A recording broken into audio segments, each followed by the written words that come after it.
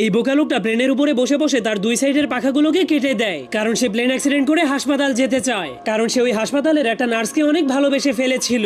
এরপর প্লেনটা ক্রাশ হলেই জলদি করে সেখানে একটা অ্যাম্বুলেন্স চলে আসে, কিন্তু একই অ্যাম্বুলেন্সের লোকেরা তো তাকে সেখানে ফেলে রেখে প্লেনটাকে নিয়ে হাসপাতালে চলে গেল। আর এই মোটা লোকটাও হাসপাতালের সেই নার্সটাকে অনেক ভালোবেসে ফেলেছিল, এই জন্য সেও অ্যাক্সিডেন্ট করে হাসপাতালে ভর্তি হওয়ার জন্য একটা ষাঁড়গরুকে লাল কাপড় দেখিয়ে রাগাতে শুরু করে দেয়। তখন ষাঁড়গরুটা তাকে বলে, মরতে চাইলে ট্রেনের সামনে গিয়ে শুয়ে পড়, 1 সেকেন্ডের মধ্যেই মরে ভূত হয়ে যাবি। কিন্তু মোটা লোকটা তার কোনো কথাই শুনছিল না, কারণ সে শুধুমাত্র অ্যাক্সিডেন্ট হয়ে হাসপাতালে যেতে চাইছিল। তখন ষাঁড়গরুটা তাকে মারার জন্য ফুল স্পিডের সামনে আগাচ্ছিল, আর সেই লোকটা কোনো ভয় না পেয়ে গোতা খাওয়ার জন্য সোজা হয়ে দাঁড়িয়েছিল। কিন্তু তখনই হঠাৎ করে ষাঁড়গরুটা কিছু দেখতে পেয়ে অনেক কষ্ট করে ব্রেক মেরে দেয়, যার ফলে সে ধীরে ধীরে মোটা লোকটার কাছে পৌঁছে যায়, কারণ সে পোস্টারের মধ্যে অনেক সুন্দরী একটা মেয়ে গরুর ছবি দেখেছিল, যার কারণে সে ওই মেয়ে গরুটার প্রেমে পড়ে যাওয়ার কারণে মোটা লোকটাকে গোতা না মেরেই ছেড়ে দেয়। তবুও মোটা লোকটা হার না মেনে নিজেকে অ্যাক্সিডেন্ট করার জন্য ট্রেনের রাস্তার উপরে গিয়ে পাছা উঁচু করে শুয়ে পড়ে। কিন্তু তখনই চিকন